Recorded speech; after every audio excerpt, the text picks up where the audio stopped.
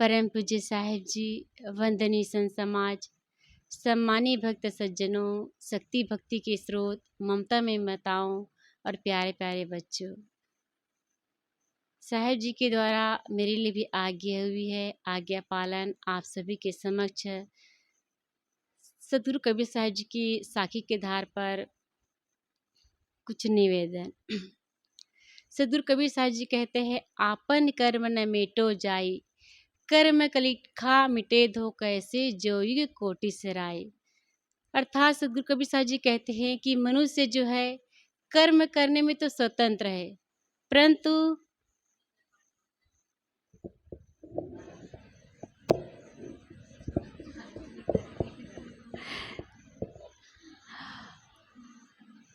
मनुष्य जो है कर्म करने में तो स्वतंत्र है, परंतु फल में परतंत्र है। हम सोचे कोई पाप कर्म करे और इससे बच जाए करके सोचे तो ऐसा होने वाला नहीं है। क्योंकि जैसे हम बबूल का पेड़ लगाए हैं और उसमें रोज़ गंगा जल डाले और ओम नमः शिवाय जपे, दुर्गा माँ का नाम ले या श्री राम का नाम ले या कृष्ण का नाम ले और कहे कि इसमें गुलाब आ जाए, गुलाब का पेड़ उग जाए या इसमें गुलाब का फूल लग जाए, तो ऐसा होने वाला नहीं है। मनुष्य जो है जैसा कर्म करता है उसी के अनुसार उसे सुख और दुख के रूप में फल की प्राप्ति होती है। यह भी कहा जाता है, कर्म गति टारे नहीं टरे। अपने हम जो कर्म करते हैं उसको टारने वाला कोई दूसरा नहीं है। हम अगर गलत करते हैं तो निश्चित ही हमें उसका फल मिलेगा ही। यदि हम अच्छा करते हैं तो उसका भी फल हमें मिलेगा। कहते हैं कि जब सीता जी का विवाह हुआ, जब उसके लगन शोधा गया तो उसमें विश्वामित्र, गुरु वशिष्ठ और शतरंज जैसे तीनों विद्वान थे। लेकिन जब सीता जी के जीवन में आपत्ति आई तो उसको लोग टार नहीं सके, बचा नहीं सके। इसलिए कहते हैं कि हम जैसा कर्म करते हैं उसी के अनुसार हमें फल की प्राप्ति होती है। कहा गया है, असमय भुक्तव्यम कार्यम शुभ शुभ। अर्थात अपने द्वारा किए हुए कर्म चाहे शुभ हो चाहे अशुभ हो, उसका फल हमें निश्चित रूप से मिलता है। चाहे करोड़ों कल्प बीत जाए, उसका फल हमें एक न एक दिन भुगतना पड़ता है। हम कर्म में तो स्वतंत्र है लेकिन फल में परतंत्र है। दूसरी तरफ यह कहा जाता है कि नाम जाप करने से, दान करने से, यज्ञ करने से, हवन करने से, तीर्थ यात्रा करने से पाप कट जाते हैं, परंतु ऐसा होता नहीं है। हम देखते भी हैं कि तीर्थ में भी तो कितना जाते हैं, वहाँ कई लोग लूटपाट करते हैं। क्या वहाँ जाने से क्या उनका विचार जो है बदल जाता है, उसका मन जो है बदल जाता है? ऐसा होता नहीं है। चाहे तीर्थ में जाए, चाहे गंगा स्नान कर ले, हम जो कर्म करते हैं उसका फल हमें निश्चित रूप से भोगना पड़ता है। हम सोचते हैं कि हम इस कर्म को कर लेंगे और इससे हमें मुक्ति मिल जाएगी, इससे हमें छुटकारा मिल जाएगी, तो ऐसा होने वाला नहीं है। क्योंकि नाम जप का सिद्धांत यदि सही है तो कर्म फल सब भी झूठा हो जाए। क्योंकि गाल फुलाना और हंसना दोनों एक साथ नहीं हो सकते हैं। न्यूटन के तीसरे नियम के अनुसार क्रिया की विपरीत प्रतिक्रिया होती है। इसी प्रकार से मनुष्य जीवन में भी यदि हम अच्छा कर्म करते हैं, अच्छा कार्य करते हैं तो हमें प्रशंसा मिलती है, प्रोत्साहन मिलता है, पुरस्कार मिलता है। यदि हम गलत कर्म करते हैं, बुरा कार्य करते हैं तो उसके लिए हमें लताड़ मिलती है, धुतकार मिलती है, तिरस्कार मिलता है और सब कुछ छीन लिया जाता है। खाड़ खाड़ कहने से ना ही मुख मीठा होता है और ना ही नीम नीम कहने से मुंह कड़वा होता है और ना ही धनी धनी कहने से लोग धनवान बन जाते हैं। नाम जाप करने से हमारा कल्याण होने वाला नहीं है। सदगुरु कबीर साहिब जी कहते हैं, करु बहिया बल आपनी, छाड़ बिरानी आस, जाके आंगन नदिया बहे, सोकस मरे प्यास। अर्थात अपने बाहुबल का भरोसा करो, दूसरे की आशा भरोसा को छोड़ दो।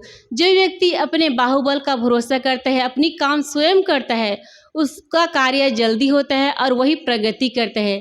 और जो व्यक्ति दूसरे के ऊपर अपना काम छोड़ देता है, दूसरे के भरोसा में रहता है, वह उन्नति नहीं कर सकता है, ना उसके जीवन में उसे सफलता मिलती है।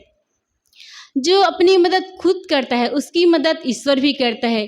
कहते हैं कि जब सोमनाथ का मंदिर लूटा गया, मोहम्मद गजनबी ने 17 बार आक्रमण किया और 17 बार आक्रमण किया और वहाँ के जो पंडित थे, पुजारी थे, वे सब टुकुर टुकुर देखते रह गए कि वो सोचे कि शिव जी का तीसरा नेत्र खुलेगा और हाँ, वो इससे मूर्ति भंजन करने वाले को मतलब रोक लेंगे, लेकिन ऐसा वो नहीं कर पाए।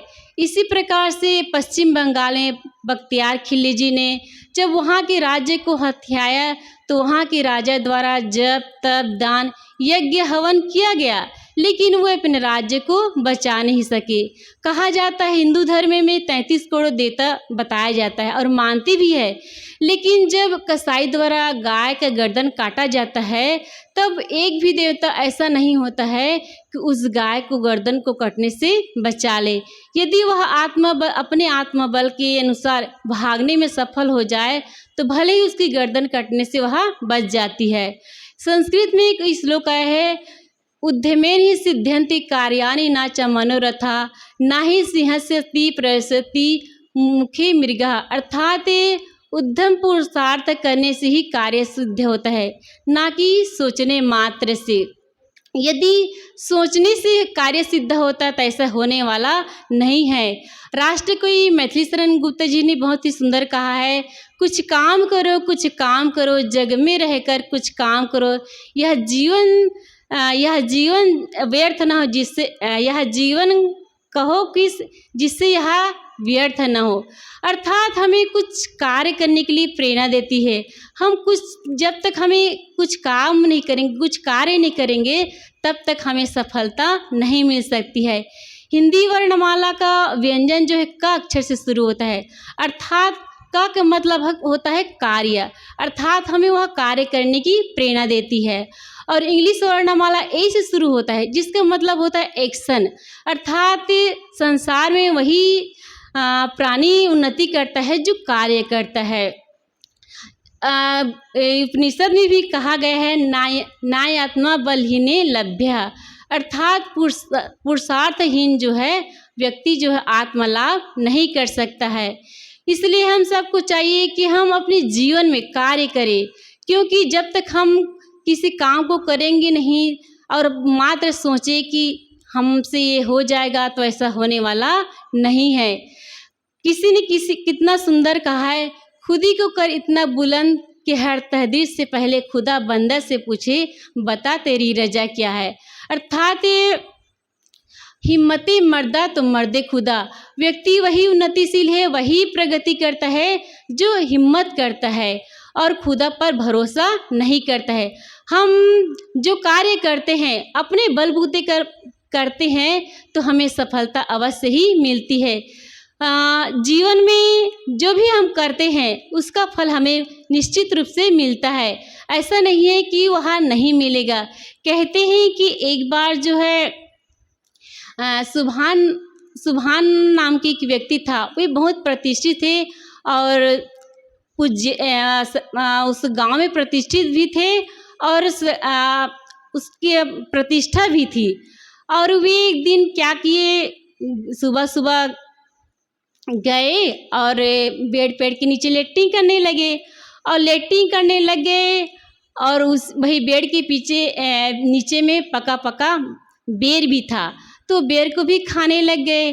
अब वो बेर खाने लग गए। अब इधर शाम को उस गांव में नर्तकी का कार्यक्रम हो रहा था। नर्तकी का कार्यक्रम हुआ तो उस गांव में जो सुभान मियाँ थे वो प्रतिष्ठित व्यक्ति थे, सम्मानी व्यक्ति थे। जैसे इस गांव में सरपंच होता है, यदि कोई भी कार्यक्रम होता है तो सरपंच को जरूर याद करते हैं, वैसे ही सुभान मियाँ जो थे प्रतिष्ठित व्यक्ति थे, तो उसको उसके कार्यक्रम में बुलाया गया और उसे आगे बिठाया गया। अब जो नर्तकी आती है वे अपना गाने का प्रारंभ करती है और वो कहती है कि सुभान तेरी बतिया मैं जान गई राम। अब ये सुभान मियाँ सोचने लगे कि ये नर्तकी कैसे जान गई कि मैं सुबह लेटिंग गया था और लेटिंग करते करते मैं बेर खा लिया। ये कह रहे कि सुभान तेरी बतिया मैं जान गई राम। अब वे एक कीमती अंगूठी पहने थे, तो अंगूठी को नर्तकी को उतार करके दे देते हैं और कहते हैं कि चलो 400-600 की अंगूठी ही तो जाएगी, कम से कम मेरी इज्जत जो है बच जाएगी, मेरे समाज में जो प्रतिष्ठा है वो बच जाएगी। इस प्रकार से वे सोचते हैं और अंगूठी को दे देते हैं। लेकिन जो नर्तकी थी वे गाना स्टार्ट की थी, चालू ही की थी और उसे इतना कीमती उपहार मिला तो वो और फुदक फुदक करके नाचने लगी और वो दूसरी पंक्ति में क्या कहने लगी, सुभान तेरी बतिया मैं कह दूंगी राम। अब इधर सुभान मियाँ सोचने लगे कि इस नर्तकी को मैं इतना कीमती उपहार दिया, लेकिन ये कह रहे कि पहले तो कह रही थी कि सुभान तेरी बतिया मैं जान गई राम, अब कह रही है कि सुभान तेरी बतिया मैं कह दूंगी राम। ये नर्तकी को देखो मैं इतना कीमती उपहार दिया, लेकिन ये जो नर्तकी समझ नहीं पाई, जान नहीं पाई और कह रही कि सुभान तेरी बतिया मैं कह दूंगी राम। अगर ये सचमुच में कह देगी तो मेरी तो प्रतिष्ठा ही भंग हो जाएगी, जो मेरे समाज में इज्जत है, जो मर्यादा है, वो सब नष्ट हो जाएगा। अब वो क्या किए, एक कीमती साल ओढ़े थे, अब उसको नर्तकी को फिर से दे दिए। अब जो नर्तकी थी वो तो इतना खुश हुई कि मतलब मैं गाना स्टार्ट की हूँ और इतने कीमती कीमती मुझे उपहार मिल रहे हैं। तो नर्तकी अब उचक कुचक करके फिर नाचने लगी और कहने लगी कि सुभान तेरी बतिया मैं कह रही हूँ राम। अब वो तो झल्ला गए सुभान मियाँ, कहे कि मैं इस नर्तकी को इतने सुंदर सुंदर उपहार दिया, इतनी कीमती उपहार दिया, फिर भी से कह रही कि सुभान तेरी बतिया मैं कह रही हूँ राम, कह दूंगी राम। तो सुभान मियाँ झल्ला जाते हैं और कहते हैं क्या कहोगी, यही तो कहोगी ना कि सुभान मियाँ जो है टट्टी करते करते बेर खा लिए। अब वो नर्तकी थी वो अवाक रह जाती है, वो कहने लगी कि मैं महाशय मैं ये नहीं जानती हूँ कि इसे यहाँ पे आए हैं उसमें किसी व्यक्ति का नाम सुभान है। मैं तो सुभान का मतलब होता है भगवान, मैं तो अपने भगवान को, अपने इष्ट को, अपने देवता को प्रसन्न करने के लिए सुभान तेरी बतिया कह दूंगी राम ऐसा कह रही हूँ। मुझे नहीं पता था कि यहाँ कोई सुभान नाम का व्यक्ति है। तो इस प्रकार से जो सुभान मियाँ थे वो कर्म तो कर लिए थे, वो सोचते थे कि मैं टट्टी करते करते बेर खा लिया हूँ तो कोई जान ना पाए, लेकिन ऐसा होने वाला नहीं है। यदि हम गलत कर्म करते हैं, चाहे हम समुद्र के अंदर छुप जाए, चाहे आकाश में उड़ जाए, चाहे गुफा के अंदर चले जाए, लेकिन वो छुपने वाला नहीं है। इस पर महात्मा बुद्ध कहते हैं कि पाप जो कर्म होता है वह जीव पर उसी प्रकार से पीछे चलता है जैसे बैल होता है। बैल जो होता है उसके पैर के पीछे पीछे पहिए का जो चक्का होता है, और पुण्य कर्म उसी प्रकार से चलता है जैसे मनुष्य के पीछे छाया। दोनों पीछे पीछे चलता है, लेकिन दोनों में अंतर है। पाप कर्म करते हैं तो उसमें बोझ होता है, जैसे बैल जो है बोझा उठाते हैं तो उसकी गर्दन टूट जाती है और पहिए से उसके पैर भी कुचले जा सकते हैं। लेकिन जो पुण्य कर्म करते हैं वे मनुष्य के पीछे कैसे चलते हैं, जैसे छाया।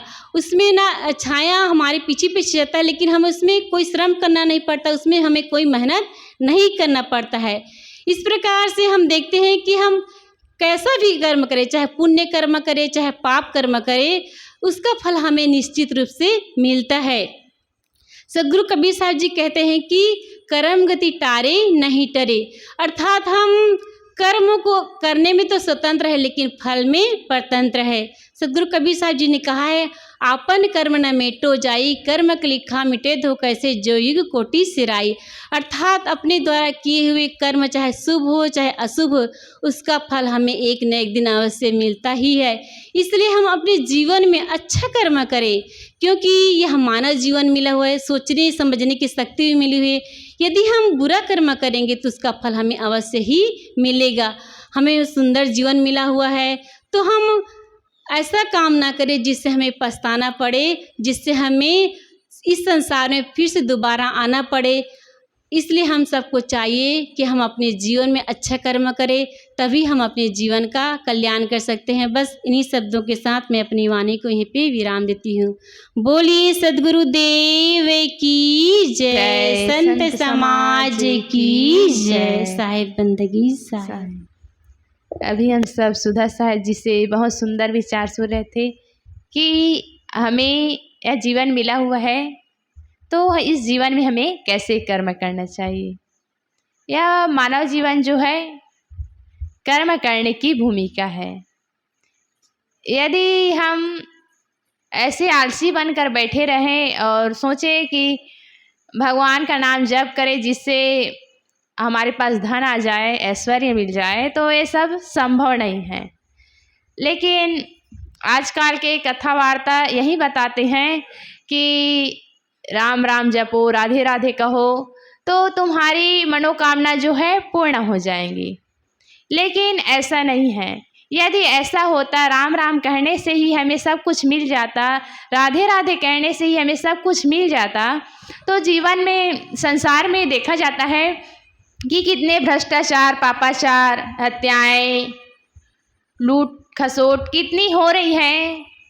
यदि हम भगवान का नाम जाप करें तो ये संसार में जो दुराचार हो रहे हैं, भ्रष्टाचार हो रहे हैं, यह सब बंद होना चाहिए, यह सब बंद हो जाना चाहिए। लेकिन ये सब बंद नहीं होता है। तो ये सब नाम जाप करके रिद्धि सिद्धि पाना, अच्छा फल की इच्छा रखना, ये सब आलसी लोगों की पहचान है। क्योंकि आलसी व्यक्ति ही बैठे भी रहना चाहता है, वह कर्म करना नहीं चाहता है। तो ये मानव शरीर मिला हुआ है, वह कर्म करने की भूमिका ही है। आइए अब विचारों की कड़ी को विराम देते हुए आगे भजन की ओर चलते हैं। भजन रखने के लिए हमारे भी साध्य साहब जी उपस्थित है। मैं उनसे निवेदन करती हूँ कि आप आए और हमारे बीच भजन रखिए। बोलिए सद्गुरुदेव की जय।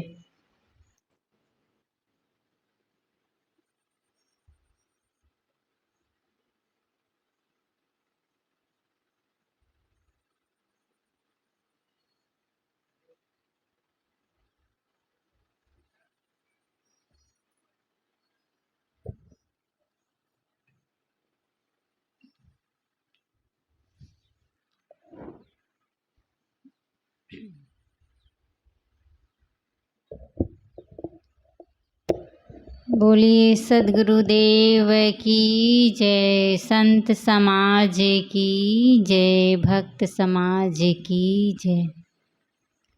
परम पूजनीय साहिब जी, अर्चने वंदनीय संत समाज, धर्म प्रेमी सज्जनों एवं भक्तिमती माताओं, आप लोगों के समक्ष एक भजन प्रस्तुत है।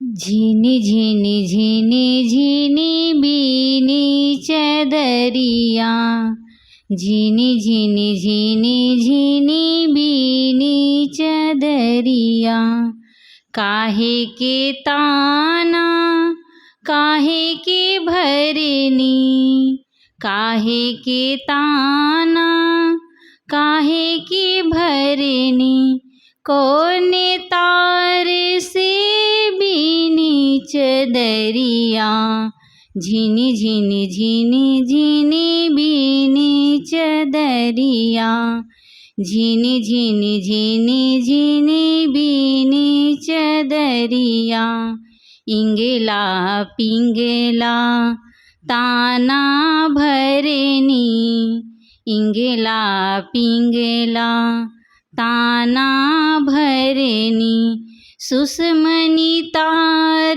से बीनी चदरिया, झीनी झीनी झीनी झीनी बीनी चदरिया, झीनी झीनी झीनी झीनी बीनी चदरिया, अष्ट कंवल दल चरखा डोले अष्ट कंवल दले चरखा डोले पाँच तत्व गुण तीनी चदरिया झिनी झिनी झिनी झिनी बीनी चदरिया झिनी झिनी झिनी झिनी बीनी चदरिया साई की बुनत मास 10 लागे साई के बुनत मास 10 लागे ठोक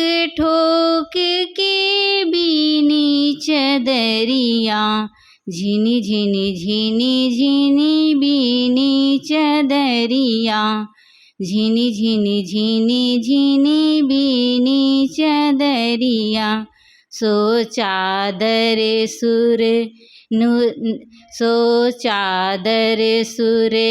नर मुनि ओढ़े सो चादर सुर नर मुनि ओढ़े ओढ़े की मैली कीनी चदरिया झिनी झिनी झिनी झिनी बीनी चदरिया झिनी झिनी झिनी झिनी बीनी चदरिया साहेब कबीर ने जतन से ओढ़ी साहेब कबीर ने जतन से ओढ़ी ज्यों के त्यों धर दीनी चदरिया झिनी झिनी झिनी झिनी बीनी चदरिया झिनी झिनी झिनी झिनी बीनी चदरिया। बोलिए सद्गुरुदेव की जय।